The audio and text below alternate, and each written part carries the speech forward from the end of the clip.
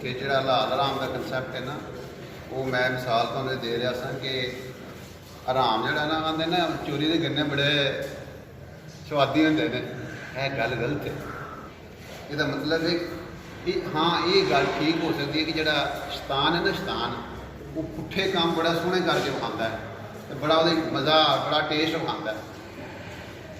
लेकिन और ये कुरान पाक एक गल कई बार आई है, कई बार शैतान थोड़े बुरे माल जोड़े ने भैड़े काम ने वो बड़े सोहने करके विखाता है, ताकि बंदा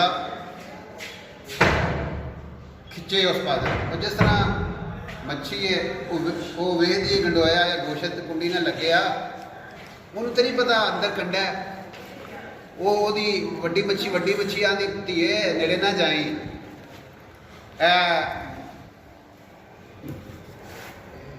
गोशत नहीं हो ये पिछे कंडा ही कंडा, कंडे पिछे धागा ही, धागे पिछे बंदा ही, तो बंदे को कढ़ाई थले आ गई विच तेल ही। तू जिसे पाने ना मूँह फस जाना है, वो बाहर बंदे तुणकी दे के बाहर लैके आना, तो फिर तेरे टोटे होने ने, फिर लून मरच लगना है, फिर तू कढ़ाई में जाना है, तो फिर बत्ती दंदा जाना है। वो आंदी ये मेरी दुश्मन है, ऐ तो मेरी इंजॉय नहीं करन देती। उन्हें बड़ा समझाया पर आखे नहीं नहीं मैं अगा ही जाना है।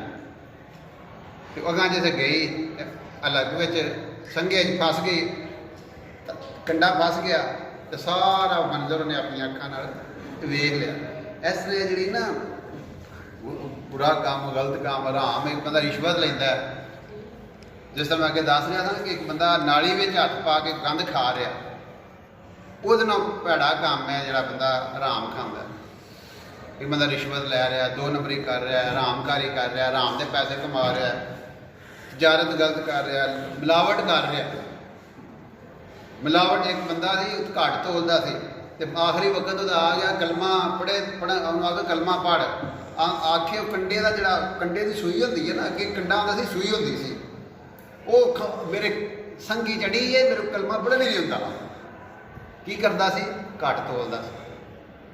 सो गल ये कि जी हलाल हराम का कंसैप्ट इस्लाम ने दिता है ना, वो इस वास्ते दिता है कि जिसे हजूर ने फरमाया सल्लल्लाहु अलैहि वसल्लम कि जो बंदा हराम खांदा है ना, हराम वो इस चीज़ का ज़्यादा हकदार है, वो जी परवरिश होती है जिसम का बनता है वो दोज़ख में जाए। इस वास्ते ये जिंदगी बंदे नीयत करनी चाहिए कि मैं हलाल तो रहना, हराम नहीं खाना। देखो दो सूरत ने, एक बंदा वक्ती तौर हलाल तो आ जाए, औखा हो जाएगा, चोपड़ी नहीं सुक्की खा लेगा, गोशत नहीं खा ले, सब्जी नहीं खा ले, और औखा सौखा ठीक है। लेकिन अगर हराम खाएगा, मटन खाएगा, मौज मेला करेगा, लेकिन एंड जोड़ा वो बड़ा खराब है। किन्ने वेखो ना बंदे अगले दिन मैं ना एक क्लिप वेख्या बड़ा इंटरस्टिंग, एक बंदा एक पटवारी सी, पटवारी उन्हें किसी